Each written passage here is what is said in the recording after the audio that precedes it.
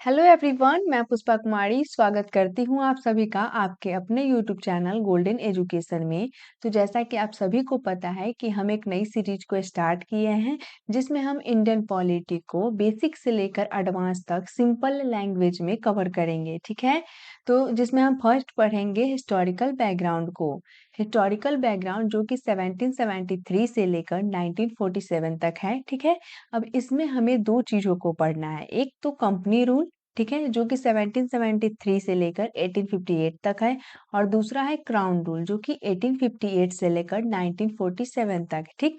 अब company rule में हमें पढ़ना होता है regulating act of 1773, amending act of 1781, Pitt's India act of 1784 and charter act of 1813, 1833 और 1853, ठीक है। तो फर्स्ट वीडियो में हम कंपनी रूल के ये जितने भी एक्ट हैं इसे हम डिटेल में कवर किए हैं। अगर आप उस वीडियो को नहीं देखे हैं तो प्लीज आप उस वीडियो को भी जरूर देख लीजिएगा, जिससे कि अगर आप इस वीडियो को देखेंगे तो आपको आसानी से समझ में आएगा, ठीक है। तो इस वीडियो में हम पढ़ेंगे क्राउन रूल को। क्राउन रूल के तहत आता है government of India act 1858, Indian councils act of 1861, 1892 और 1909। तो ये चार एक्ट को हम इस वीडियो में कवर करेंगे और रिमेनिंग जो एक्ट हैं उसे हम अगले वीडियो में कवर करेंगे, ठीक है। तो ये है एक्ट जिसे हम पिछली वीडियो में कवर किए हैं। अगर आप चाहें तो इससे नोट्स भी बना सकते हैं, ठीक है। बाकी आपको इसका पीपीटी गोल्डन एसो टेलीग्राम चैनल पे प्रोवाइड कर देंगे। आगे बढ़ने से पहले आपके लिए एक छोटी सी इन्फॉर्मेशन है कि अगर आप किसी भी एग्जाम की तैयारी कर रहे हैं, चाहे वो एसएससी हो, रेलवे हो, डिफेंस हो, टीचिंग एग्जाम हो या फिर कोई भी स्टेट पीसीएस एग्जाम हो, अगर आप इन सब में से किसी भी एग्जाम की तैयारी कर रहे हैं तो आपको मॉक टेस्ट रेगुलर जरूर लगाना है, ठीक। मॉक टेस्ट लगाने से ही आपका स्कोर इम्प्रूव होगा। तो उसके लिए टेक्स्ट बुक लेकर आया है ग्रांड उत्सव सेल, जो कि 29 से लेकर 31 अगस्त तक चलेगा। जिसमें अगर आप yearly text book pass pro by करना चाहते हैं तो आपको ओनली 351 रुपीज में मिल जाएगा, और अगर आप पास प्रो मैक्स बाई करना चाहते हैं तो ओनली 439 रुपीज में मिल जाएगा, ठीक है। तो इसके लिए आपको क्या करना है, TOP top coupon code use करना है, जिससे कि आपको कुछ एक्स्ट्रा डिस्काउंट मिल जाएगा, ठीक है। तो इसका लिंक आपको इस वीडियो के डिस्क्रिप्शन में मिल जाएगा, जहां से जाकर आप बाई कर सकते हैं। तो चलिए अब हम अपने टॉपिक पर चलते हैं। तो जैसा कि हम आपको पहले बता दिए हैं कि आज की इस वीडियो में हम फर्स्ट चार एक्ट को कवर करेंगे और आगे की वीडियो में हम रिमेनिंग एक्ट को कवर करेंगे, ठीक। तो सबसे पहला आता है हमारा कंपनी रूल। क्या था, पिछली वीडियो में हम कवर किए हैं 1773 से लेकर 1858 तक, ठीक। और इस वीडियो में हम कवर करेंगे क्राउन रूल को, जो कि 1858 से लेकर 1947 तक है। अब क्राउन रूल का मतलब होता है कि जो ब्रिटिश क्राउन है उसके पास सारी पावर चली जाती है इंडिया को गवर्न करने की, ठीक है। तो अब तक हम कंपनी रूल को पढ़े हैं और कंपनी रूल में ईस्ट इंडिया कंपनी शासन करती थी। लेकिन आखिर ऐसा क्या हुआ जिसकी वजह से कंपनी रूल समाप्त हो गया और क्राउन रूल शुरू हुआ, ठीक है। तो कंपनी रूल में हम लास्ट एक्ट क्या पढ़े थे, चार्टर एक्ट ऑफ 1853। तो इसके 4 साल बाद होता है रिवॉल्ट ऑफ 1857। अब ये रिवॉल्ट कब हुआ था तो ध्यान रखिएगा, 10 मई 1857 को रिवॉल्ट हुआ था, ठीक है। अब रिवॉल्ट ऑफ 1857 को the first war of independence भी कहा जाता है, या फिर सिपोही म्यूटनी भी कहा जाता है, ठीक। हिंदी में इसे क्या कहा जाता है, सिपाही विद्रोह, ठीक है। अब ये रिवॉल्ट कहाँ से शुरू हुआ था ये भी काफी इंपॉर्टेंट है, बहुत मायने रखता है एग्जाम की पॉइंट ऑफ व्यू से, ठीक है। तो मेरठ से स्टार्ट हुआ था, 10 मई 1857 को मेरठ से शुरू हुआ था रिवॉल्ट ऑफ 1857, ठीक। तो ये जो रिवॉल्ट हुआ इसके क्या क्या रीजंस थे, क्या रीजंस थे जिसकी वजह से ये रिवॉल्ट हुआ। तो इसके बहुत सारे रीजंस थे, जैसे कि लॉर्ड डलहौजी की डॉक्ट्रिन ऑफ लैप्स से, लॉर्ड वेलेस्ली की सब्सिडरी अलायंस जिसे हिंदी में सहायक संधि कहते हैं, फिर ईसाई धर्म का प्रचार, फिर चर्बी वाला कारतूस और मंगल पांडे को फांसी दी गई। तो ये सब कुछ रीजंस थे जिसकी वजह से 1857 का रिवॉल्ट हुआ, ठीक है। तो अब 1857 के रिवॉल्ट के बाद ब्रिटिश गवर्नमेंट को ऐसा लगा कि अब ईस्ट इंडिया कंपनी से इंडिया का एडमिनिस्ट्रेशन संभाली नहीं जा रही है, ठीक है। British government now wanted direct control over India administration. तो अब क्या था कि ब्रिटिश गवर्नमेंट इंडिया के एडमिनिस्ट्रेशन पर डायरेक्ट कंट्रोल करना चाहती थी। तो इसलिए ब्रिटिश पार्लियामेंट में एक बिल लाया गया जिसका नाम था an act for good government of India. इसे 2 अगस्त 1858 को पास किया गया और इसे ऑफिशियली नाम दिया गया गवर्नमेंट ऑफ इंडिया एक्ट 1858। ठीक है, अब इस एक्ट ने ईस्ट इंडिया कंपनी को एंड कर दिया। इस एक्ट में क्या हुआ, ईस्ट इंडिया कंपनी को एंड कर दिया गया and transferred the power of government, territories and revenues to the British Crown। और ये जो इसके पावर्स थे और टेरिटरीज का मतलब क्या हुआ कि इंडिया का जो भी क्षेत्र जहां पर ईस्ट इंडिया कंपनी रूल कर रही थी, ठीक है, और सारा का सारा revenue system, everything was transfer to the British crown. ठीक है, अब क्या हुआ इससे कि कंपनी रूल जो है वो एंड हो गई और क्राउन रूल स्टार्ट हुआ। तो आई होप आपको इसका बैकग्राउंड समझ में आ गया होगा कि कैसे कंपनी रूल एंड हुआ और क्राउन रूल शुरू हुआ। तो देखिए, अपनी तरफ से मेरी पूरी कोशिश है कि आपको अच्छे से समझ में आए, ठीक है? तो चलिए अब हम आगे बढ़ते हैं। तो अब तक हम जितने भी एक्ट्स पढ़े हैं वो सारे एक्ट्स कंपनी रूल्स के अंदर आते थे, लेकिन अब जो हम एक्ट्स पढ़ेंगे वो सभी एक्ट्स क्राउन रूल के अंदर हैं, ठीक है? तो क्राउन रूल का पहला एक्ट है गवर्नमेंट ऑफ इंडिया एक्ट 1858। तो चलिए अब हम इसके फीचर्स को पढ़ते हैं। तो फर्स्ट पॉइंट में क्या हुआ, गवर्नर जनरल ऑफ इंडिया जो था उसे वायसराय ऑफ इंडिया बना दिया गया, ठीक है। और फर्स्ट वायसराय कौन बने, लॉर्ड कैनिंग। काफी इंपॉर्टेंट है, ध्यान रखिएगा क्योंकि इससे डायरेक्टली एग्जाम में क्वेश्चन बन जाते हैं, ठीक। तो गवर्नर जनरल ऑफ इंडिया को वायसराय ऑफ इंडिया बना दिया गया और फर्स्ट वायसराय बने कौन, लॉर्ड कैनिंग, ठीक है। अगर आपको याद होगा तो हम रेगुलेटिंग एक्ट ऑफ 1773 में क्या पढ़े थे, हम पढ़े थे कि गवर्नर ऑफ बंगाल को गवर्नर जनरल ऑफ बंगाल बनाया गया और first governor general of Bengal कौन बने थे, तो लॉर्ड वारेन हेस्टिंग्स, ठीक है। और नेक्स्ट एक्ट आता है चार्टर एक्ट ऑफ 1833। इस एक्ट में क्या हुआ, इस एक्ट में गवर्नर जनरल ऑफ बंगाल को गवर्नर जनरल ऑफ इंडिया बना दिया गया और first governor general of India कौन बने, विलियम बेंटिक। काफी इंपॉर्टेंट है, ध्यान रखिएगा, ठीक। और अब जो है गवर्नमेंट ऑफ इंडिया एक्ट 1858 के तहत गवर्नर जनरल ऑफ इंडिया को वायसराय ऑफ इंडिया बनाया गया और फर्स्ट वायसराय कौन बने, लॉर्ड कैनिंग, ठीक। अब ये जो वायसराय है वो इंडिया में ब्रिटिश क्राउन का डायरेक्ट रिप्रेजेंटेटिव था, ठीक है। तो ये फर्स्ट पॉइंट था, ठीक है। अब सेकंड पॉइंट क्या है, ended system of double government by abolishing board of control and court of director. तो हम आपको कंपनी रूल के पीट्स इंडिया एक्ट ऑफ 1784 में क्या बताए थे, हम बताए थे कि कंपनी के कॉमर्शियल फंक्शन और पॉलिटिकल फंक्शन को उसमें क्या किया गया था, डिस्टिंग्विश कर दिया गया था। और कंपनी के कमर्शियल फंक्शन को कोर्ट ऑफ डायरेक्टर मैनेज करता था जो ईस्ट इंडिया कंपनी को रिप्रेजेंट करती है, और कंपनी के पॉलिटिकल फंक्शन जो थे उन्हें बोर्ड ऑफ कंट्रोल मैनेज करता था जो ब्रिटिश क्राउन को रिप्रेजेंट करती थी। और इसे ही सिस्टम ऑफ डबल गवर्नमेंट कहा जाता था। लेकिन इस एक्ट में क्या हुआ, इस एक्ट में क्या हुआ कि बोर्ड ऑफ कंट्रोल और कोर्ट ऑफ डायरेक्टर को अबॉलिश कर यानी समाप्त कर इंडिया में सिस्टम ऑफ डबल गवर्नमेंट को समाप्त कर दिया गया, ठीक है। तो अब आता है थर्ड पॉइंट। थर्ड पॉइंट क्या है, it created office of secretary of state for India, यानी कि एक नया ऑफिस क्रिएट किया गया, secretary of state for India. अब ये secretary of state for India कौन थे, तो ये थे ब्रिटिश कैबिनेट के मेंबर थे, ठीक है, और रिस्पॉन्सिबल टू ब्रिटिश पार्लियामेंट। तो सबसे पहले हम क्या पढ़े थे, governor general of Bengal report करती थी किसे, कोर्ट ऑफ डायरेक्टर को, और कोर्ट ऑफ डायरेक्टर रिपोर्ट करता था ब्रिटिश पार्लियामेंट को। सेम उसी तरह से इसमें भी वॉयसराय रिपोर्ट करता है secretary of state for India को, और secretary of state for India report करती है किसे, ब्रिटिश पार्लियामेंट को, ठीक। अब first secretary of state for India कौन बने, लॉर्ड स्टैनली, ठीक है, काफी इंपॉर्टेंट है, ध्यान रखिएगा, ठीक। अब फोर्थ पॉइंट क्या है, अब फोर्थ पॉइंट है secretary of state for India को असिस्ट करने के लिए 15 मेंबर की एक काउंसिल बनाई गई थी, ठीक है, जिसके चेयरमैन कौन होते थे, secretary of state for India. अब ये एक एडवाइजरी बॉडी थी। अब सेक्रेटरी ऑफ स्टेट जो था वो चाहे तो इनका डिसीजन मान सकते थे, ना चाहे तो ना मान सकते थे, ठीक है। अब फिफ्थ पॉइंट आता है। फिफ्थ पॉइंट क्या है? Can take legal action on it. इसका मतलब है कि एक तरह से ये एक लीगल बॉडी हो गई थी।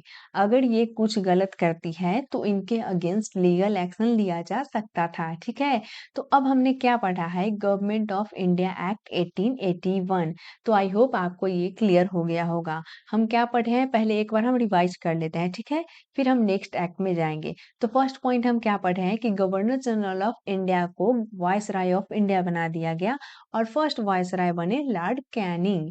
सेकंड पॉइंट क्या है कि इसमें कोर्ट ऑफ डायरेक्टर और बोर्ड ऑफ कंट्रोल को अबॉलिश कर डबल गवर्नमेंट का जो सिस्टम था उसे खत्म कर दिया गया। ठीक है, तीसरा पॉइंट क्या है? इसमें एक ऑफिस क्रिएट किया गया, secretary of state for India. ये कौन था? ब्रिटिश कैबिनेट का मेंबर था और responsible to the British parliament. First secretary of state for India कौन बने? तो लॉर्ड स्टैनली। ठीक है, अब इसमें क्या किया गया? Secretary of state for India के लिए फोर्थ पॉइंट में क्या किया गया कि इसे असिस्ट करने के लिए एक 15 मेंबर की काउंसिल बनाई गई। ठीक है, फिफ्थ पॉइंट क्या हुआ कि यह एक लीगल बॉडी हो गई थी, तो अगर ये कुछ भी गलत करती है तो इनके अगेंस्ट लीगल एक्शन लिया जा सकता था। ठीक है, तो आई होप आपको ये क्लियर हो गया होगा। तो चलिए अब हम नेक्स्ट एक्ट में बढ़ते हैं। अब अगला है इंडियन काउंसिल एक्ट 1861। अब इसमें क्या हुआ कि 1857 के रिवॉल्ट के बाद ब्रिटिश गवर्नमेंट ने यह महसूस किया कि भारत में शासन चलाने के लिए भारतीयों का सहयोग लेना आवश्यक है। अब इस सहयोग नीति के तहत ब्रिटिश गवर्नमेंट ने 3 नए एक्ट पास किए। इंडियन काउंसिल एक्ट ऑफ 1861, 1892 और 1909। ठीक है, तो ये इसमें पहला एक्ट है इंडियन काउंसिल एक्ट ऑफ 1861। तो चलिए अब हम इसके फीचर्स को पढ़ते हैं। तो फर्स्ट पॉइंट आता है made beginning of representative institution by associating Indians with law making process. It means कि इस एक्ट के तहत लॉ मेकिंग प्रोसेस यानी कानून बनाने की प्रक्रिया में इंडियंस को भी शामिल करने की शुरुआत हुई। तो इस प्रकार से जो वायसराय थे वो कुछ इंडियंस को अपनी काउंसिल में नॉन ऑफिशियल मेंबर के रूप में शामिल कर सकते थे। तो इस प्रकार से वायसराय जो था लॉर्ड कैनिंग उसने 1862 में अपनी लेजिस्लेटिव काउंसिल के लिए 3 इंडियंस को नॉमिनेट किया। ठीक है, और वो 3 इंडियंस कैसे थे? नॉन ऑफिशियल मेंबर्स थे। पहला क्या है? राजा ऑफ बनारस, महाराजा ऑफ पटियाला और सर दिनकर राव। ठीक है, अब दूसरा पॉइंट क्या है इसमें? सेकेंड पॉइंट है decentralised legislative powers of the governor general's council vested them in the government of Bombay and Madras. इसका मतलब क्या हुआ? देखिए, इंडिया में मेनली 3 प्रेसिडेंसी हुआ करती थी, बॉम्बे प्रेसिडेंसी, मद्रास प्रेसिडेंसी और बंगाल प्रेसिडेंसी। तो रेगुलेटिंग एक्ट ऑफ 1773 में गवर्नर ऑफ बंगाल को गवर्नर जनरल ऑफ बंगाल बना दिया गया और बॉम्बे और मद्रास को गवर्नर जनरल ऑफ बंगाल का सबॉर्डिनेट बना दिया गया। इट मीन्स कि बॉम्बे और मद्रास के पावर को कम कर दिया गया और बंगाल के पावर को बढ़ा दिया गया। ठीक है, फिर चार्टर एक्ट ऑफ 1833 आया। इसमें क्या हुआ? इसमें गवर्नर जनरल ऑफ बंगाल को गवर्नर जनरल ऑफ इंडिया बनाया गया। ठीक, और बॉम्बे और मद्रास के पास जो भी थोड़ी लॉ मेकिंग पावर थी वो भी गवर्नर जनरल ऑफ इंडिया को दे दिया गया। तो पहले क्या हो रहा था? पहले पावर को सेंट्रलाइज किया जा रहा था, लेकिन इस एक्ट में रिवर्स हो गया, यानी कि डिसेंट्रलाइजेशन शुरू हो गया। मतलब जिससे जो पावर लिया गया था उसे वापस दिया जाने लगा। जैसे बॉम्बे और मद्रास से जो पावर ली गई थी अब उन्हें वापस दी जाने लगी। ठीक है, तो ये होता है डिसेंट्रलाइजेशन। ठीक, तीसरा पॉइंट इसमें क्या आता है? तीसरा पॉइंट है established new legislative councils for Bengal, north western province and Punjab. इसका मतलब क्या है? अब न्यू लेजिस्लेटिव काउंसिल इस्टेब्लिश की गई। ठीक, सबसे पहले बंगाल में 1862 में इस्टेब्लिश की गई, फिर नॉर्थ वेस्ट प्रोविंस में 1886 में और फिर पंजाब में 1897 में इस्टेब्लिश की गई। अब फोर्थ पॉइंट है act give recognition to portfolio system. अब पोर्टफोलियो सिस्टम क्या होता है, देखिए एक लेजिस्लेटिव काउंसिल होती है और एक एग्जीक्यूटिव काउंसिल होती है, ठीक है। अब लेजिस्लेटिव काउंसिल एक लॉ मेकिंग प्रोसेस है, यानी कि वो कानून बनाती है और इसमें कोई मिनिस्ट्रीज नहीं है। लेकिन एग्जीक्यूटिव काउंसिल है, उसके पास मिनिस्ट्रीज होती है, जैसे हेल्थ हो गया, एजुकेशन हो गया, कंस्ट्रक्शन हो गया, ठीक है। लेकिन इस एक्ट में क्या किया गया, यहाँ पर हर एक पर्सन को एक चार्ज दिया गया, मिनिस्टर नहीं, चार्ज, ठीक है। तो हर एक पर्सन को चार्ज दिया गया, किसी को एजुकेशन का चार्ज दिया गया, किसी को हेल्थ का चार्ज दिया गया, ठीक है। सभी को इस तरह से अलग अलग चार्ज दिए गए, ठीक है। इसे आप ऐसे समझिए, अगर आपको कंस्ट्रक्शन या रोड का काम मिला, ठीक है, तो आप रोड से रिलेटेड जो भी फाइनल डिसीजन होगा वो कौन लेगा, आप खुद लेंगे, ठीक है। इसके लिए आप वायसराय के पास परमिशन लेने नहीं जाएंगे, रोड का जो भी काम है आप ही देखेंगे, ठीक है। तो इस तरह से पोर्टफोलियो सिस्टम सामने आता है, ठीक है। तो इसमें यही 4 पॉइंट है जिसे आपको ध्यान में रखना है, ठीक। तो चलिए अब हम नेक्स्ट देखते हैं, और अगला क्या है, इंडियन काउंसिल एक्ट ऑफ 1892। अब इसमें क्या होता है, चलिए अब हम इसके एक एक करके फीचर्स को समझते हैं। तो इसमें फर्स्ट पॉइंट है इंक्रीज नॉन ऑफिशियल मेंबर। इसका मतलब क्या हुआ कि इस एक्ट के तहत सेंट्रल लेजिस्लेटिव काउंसिल और प्रोविंशियल लेजिस्लेटिव काउंसिल में नॉन ऑफिशियल मेंबर्स की संख्या क्या की गई, बढ़ाई गई। लेकिन साथ में एक सिचुएशन रखी गई, क्या कि ऑफिशियल मेजॉरिटी मेंटेन रखनी होगी। इसका मतलब ये हुआ कि चाहे सेंट्रल लेजिस्लेटिव काउंसिल हो या प्रोविंशियल लेजिस्लेटिव काउंसिल हो, दोनों में ऑफिशियल मेजॉरिटी की जो संख्या है वो नॉन ऑफिशियल मेंबर की संख्या से ज्यादा रहेगी। अब ऑफिशियल मेजॉरिटी क्या है, ऑफिशियल मेजॉरिटी का मतलब हुआ कि वो लोग जो ब्रिटिश से चुनकर आए थे, ठीक है। और नॉन ऑफिशियल मेंबर का मतलब क्या हुआ, वे लोग जिसे वायसराय खुद से चुनता था अपनी मर्जी से, ठीक है। जैसे कि आप इसे ऐसे समझिए, मान लीजिए कि सेंट्रल लेजिस्लेटिव काउंसिल में 10 ऑफिशियल मेजॉरिटी है, ठीक। तो नॉन ऑफिशियल मेंबर की जो संख्या है वो 9 से अधिक नहीं हो सकती है, ठीक है। तो आई होप कि आपको ये फर्स्ट पॉइंट समझ आ गया होगा, ठीक है। अब सेकंड पॉइंट क्या है, सेकंड पॉइंट है increase functions of legislative council. अब इसमें क्या हुआ कि लेजिस्लेटिव काउंसिल की जो फंक्शंस थे वह इंक्रीज हुए। फंक्शन किसके लिए, तो इंडियंस के लिए, ठीक है। अब इंडियंस पहले बजट को डिस्कस नहीं कर सकते थे, लेकिन अब इस एक्ट के तहत इन्हें यह पावर दी गई कि आप इंडियंस जो हैं वो बजट को डिस्कस कर सकते हैं। इंडियंस जो कि नॉन ऑफिशियल मेंबर है, तो उनकी थोड़ी सी पावर बढ़ाई गई, ठीक है। अब वो बजट को भी डिस्कस कर सकते हैं, ठीक। ये है सेकेंड पॉइंट, ठीक है। अब थर्ड पॉइंट क्या है, थर्ड पॉइंट है provided for nomination of some non official members. इसमें क्या हुआ, अब सारे लोग ये कहने लगे कि आप किस बेसिस पर नॉन ऑफिशियल मेंबर्स को अपनी मर्जी से चुन सकते हैं, ठीक। तो इसके लिए एक प्रॉपर तरीका होना चाहिए। तो वो तरीका क्या था, जो सेंट्रल लेजिस्लेटिव काउंसिल के जो वाइस राय हैं वो खुद से चुनेंगे on the recommendation of provincial legislative council, Bengal chamber of commerce, ठीक है। अब जो प्रोविंशियल लेजिस्लेटिव काउंसिल के गवर्नर हैं वो भी खुद से चुनेंगे on the recommendation of district boards, municipalities, universities, trade association and zamindar, ठीक। अब नेक्स्ट पॉइंट क्या है, अगला पॉइंट है फोर्थ नॉन ऑफिशियल सीट। अब नाउ यहाँ पर जो नॉन ऑफिशियल मेंबर को चुना जा रहा था, तो वो किसी के रिकमेंडेशन पर चुना जा रहा था। मतलब कि आप कह सकते हैं कि इनडायरेक्टली इलेक्शन का कॉन्सेप्ट यहाँ पर सामने आया, ठीक है। ये जो सीट फिल की जा रही है नॉन ऑफिशियल मेंबर की, चाहे वो सेंट्रल लेजिस्लेटिव काउंसिल की हो या फिर प्रोविंशियल लेजिस्लेटिव काउंसिल की हो, इलेक्शन के थ्रू ही हो रही है इनडायरेक्टली। तो बेशक ये इलेक्शन वर्ड कहीं पर मेंशन नहीं हुआ है, कहीं पर यूज नहीं हुआ है इलेक्शन वर्ड, बट हम हाँ इस तरह से कंसीडर कर सकते हैं, ठीक है। तो फर्स्ट पॉइंट में हम क्या पढ़े हैं कि सेंट्रल लेजिस्लेटिव काउंसिल हो या प्रोविंशियल लेजिस्लेटिव काउंसिल हो, इन दोनों ही काउंसिल में ऑफिशियल मेजॉरिटी की जो संख्या है वो नॉन ऑफिशियल मेंबर से ज्यादा रहेगी, ठीक। सेकेंड पॉइंट में क्या किया गया, जो लेजिस्लेटिव काउंसिल है इसके फंक्शंस को इंक्रीज किया गया। पहले उनके पास बजट पर डिस्कस करने की पावर नहीं थी, अब उन्हें बजट पर डिस्कस करने की भी पावर मिल गई, ठीक। तीसरा पॉइंट क्या किया गया? अब थर्ड पॉइंट क्या है कि नॉन ऑफिशियल मेंबर्स को नॉमिनेट करने का एक प्रॉपर तरीका सामने आया, ठीक? सेंट्रल लेजिस्लेटिव काउंसिल के जो वाइस राय हैं वो खुद से ही चुनेंगे, लेकिन रिकमेंडेशन किसके रिकमेंडेशन से? प्रोविंशियल लेजिस्लेटिव काउंसिल के रिकमेंडेशन से, बंगाल चेंबर ऑफ कॉमर्स के रिकमेंडेशन से, ठीक?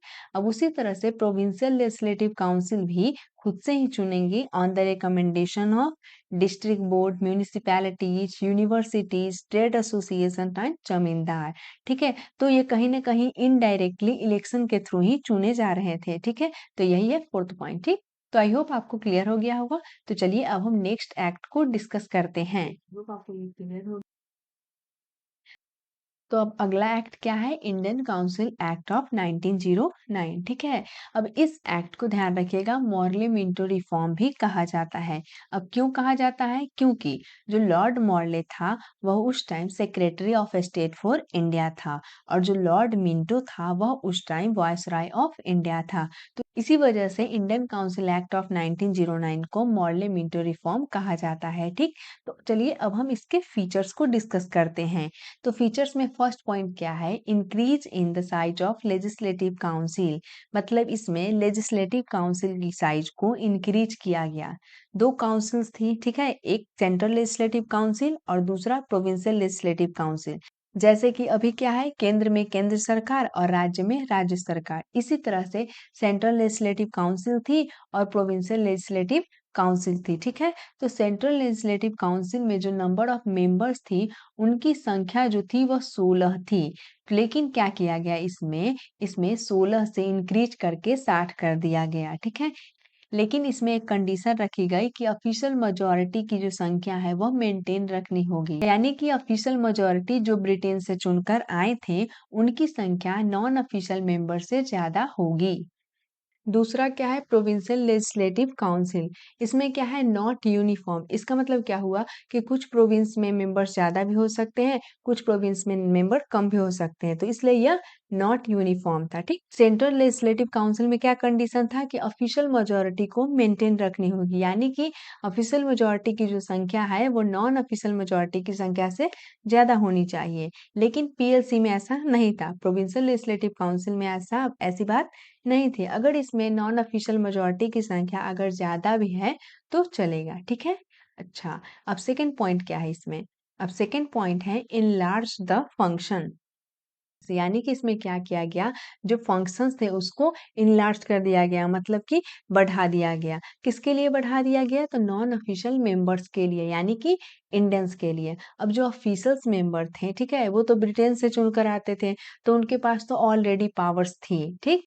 लेकिन ये जो नॉन ऑफिशियल मेंबर्स थे उनके पास ज्यादा पावर नहीं थी। पहले वो ज्यादा कुछ बोल नहीं पाते थे, कुछ कर नहीं पाते थे, लेकिन अब वो बजट पर रेजोल्यूशन पास कर सकते हैं, सप्लीमेंट्री क्वेश्चन पूछ सकते हैं। तो बहुत सारी पावर्स नॉन ऑफिशियल मेंबर्स की इसमें बढ़ाई गई, ठीक? अब थर्ड पॉइंट क्या है? थर्ड पॉइंट है फर्स्ट टाइम, यानी पहली बार एग्जीक्यूटिव काउंसिल में इंडियंस को भी इंक्लूड किया गया। इससे पहले वाले हम एक्ट में क्या पढ़े हैं? इंडियन काउंसिल एक्ट ऑफ 1861 में हम पढ़े हैं कि लॉ मेकिंग प्रोसेस में इंडियंस को भी इंक्लूड किया जाने लगा। लॉ मेकिंग प्रोसेस मतलब क्या हुआ? लेजिस्लेटिव काउंसिल जो कानून बनाती थी, ठीक है? लेकिन इस एक्ट में क्या हुआ? इंडियन काउंसिल एक्ट ऑफ 1909 में क्या हुआ कि एग्जीक्यूटिव काउंसिल में भी इंडियंस को इंक्लूड किया जाने लगा। एग्जीक्यूटिव काउंसिल मतलब क्या हुआ? जो लॉ है, जो स्कीम बना है, उसे क्या इम्प्लीमेंट करवाने का काम एग्जीक्यूटिव काउंसिल का होता है, ठीक है? तो इसमें भी इंडियंस को इंक्लूड किया जाने लगा इंडियन काउंसिल एक्ट ऑफ 1909 के तहत, ठीक है? तो फर्स्ट इंडियन थे सत्येंद्र प्रसाद सिन्हा, जो एज ए लॉ मेंबर के रूप में एग्जीक्यूटिव काउंसिल में इंक्लूड हुए थे, ठीक है? तो ये काफी इंपॉर्टेंट पॉइंट है, ध्यान रखिएगा, ठीक? अब नेक्स्ट पॉइंट क्या है? अब फोर्थ पॉइंट है communal representation for Muslims, separate electorate, thus this act legalised communal electorate. अब क्या हो रहा है कि इंडिया को डिवाइड करने की बात की जा रही है कि हिंदुओं को अलग करना है, मुस्लिम को अलग करना है। पहले क्या था? यूनिटी थी, तो इन्होंने डिवाइड किया। आज जो सिचुएशन है इंडिया और पाकिस्तान की, इसके लिए डेफिनेटली ब्रिटिशर्स ही रिस्पॉन्सिबल है। तो कम्युनल रिप्रेजेंटेशन फॉर मुस्लिम्स इसका मतलब क्या हुआ? इसका मतलब पहले समझिए। इसका मतलब ये हुआ, अगर कोई मुस्लिम नॉन ऑफिशियल मेंबर बनना चाहता है तो उसके लिए वोटिंग कौन करेगा? मुस्लिम कैंडिडेट ही कर सकता है। ठीक है, ध्यान रखिएगा, काफी इंपॉर्टेंट है। ठीक, अगर कोई मुस्लिम नॉन ऑफिशियल मेंबर्स बनना चाहता है तो उसके लिए वोटिंग कौन करेगा? सिर्फ और सिर्फ मुस्लिम कैंडिडेट ही कर सकता है। ठीक, अच्छा, फादर ऑफ कम्युनल इलेक्टोरेट कौन बने? Lord Minto. ठीक, जो उस टाइम वायसराय ऑफ इंडिया थे। ठीक, अब fifth point and last point क्या है? अब क्या हुआ कि सारे सेपरेट रिप्रेजेंटेशन मांग रहे थे। ठीक है, तो वो दी भी गई। किसे दी गई? तो प्रेसिडेंसी कॉरपोरेशंस को, चैम्बर्स ऑफ कॉमर्स को, यूनिवर्सिटीज को, जमींदार्स को, इन सभी को सेपरेट रिप्रेजेंटेशन दी भी गई थी। ठीक है, तो ये था हमारा इस वीडियो का last act, Indian council act of 1909। अब जो रिमेनिंग एक्ट बचे हैं क्राउन रूल को, उसको हम नेक्स्ट वीडियो में बहुत ही डिटेल में बहुत ही अच्छे से कवर करेंगे। ठीक है, तो आई होप अब तक हम जितने भी एक्ट्स को पढ़े हैं वो आपको अच्छे से समझ में आया होगा। लेकिन फिर भी अगर इसमें कोई भी डाउट है तो आप मुझे कमेंट में पूछ सकते हैं। ठीक है, तो और साथ में प्लीज आप नोट्स बनाते चलिएगा। लेकिन नोट्स बनाना ही सिर्फ नहीं है, उसे रिवाइज भी करना है। ठीक है, ये भी काफी इंपॉर्टेंट है। ठीक, तो जब हमारा ये हिस्टोरिकल बैकग्राउंड का पूरा कंप्लीट हो जाएगा एक्ट, उसके बाद हम आपको ये पीडीएफ हिंदी और इंग्लिश दोनों फॉर्म में गोल्डन एसओ टेलीग्राम चैनल पे प्रोवाइड कर देंगे। ठीक है, तो आई होप आपको ये वीडियो पसंद आया होगा। अगर आपके लिए ये वीडियो हेल्पफुल रहा होगा तो प्लीज वीडियो को लाइक करें, चैनल को सब्सक्राइब करें और अपने दोस्तों के साथ ज्यादा से ज्यादा शेयर करें। और कमेंट सेक्शन में मुझे जरूर बताएं कि आपको ये वीडियो कैसा लगा। ठीक है, तो इस वीडियो में इतना ही, मिलते हैं फिर नेक्स्ट वीडियो में। तब तक के लिए all the best for your exam.